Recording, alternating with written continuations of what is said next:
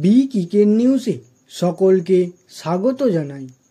এই ভিডিওতে জানাবো আইপিএল 2024 কবে থেকে শুরু হবে, ট্রেড উইন্ডো কবে খুলবে এবং বন্ধ কবে হবে, এবং কোন কোন দেশের প্লেয়ারদের কত সময়ের জন্য পাওয়া যাবে।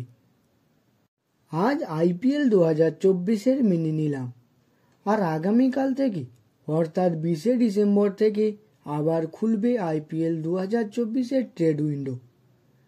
ট্রেড উইন্ডো খোলা থাকবে আইপিএল শুরু হওয়ার 1 মাস আগে পর্যন্ত, অর্থাৎ ট্রেড উইন্ডো খোলা থাকবে 22শে ফেব্রুয়ারি পর্যন্ত। কারণ আইপিএল 2024 শুরু হতে পারে 22শে মার্চ থেকে এবং ফাইনাল হবে মেয়ের শেষের দিকে। আইপিএল 2024-এ কোন প্লেয়ারদের কত সময়ের জন্য পাওয়া যাবে? অস্ট্রেলিয়া, দক্ষিণ Africa, New Zealand, West Indies, Afghanistan বোর্ডের পক্ষ থেকে পরিষ্কার করে দেওয়া হয়েছে যে তাদের প্লেয়ারদের পুরো টুর্নামেন্টেই পুরোপুরি পাওয়া যাবে।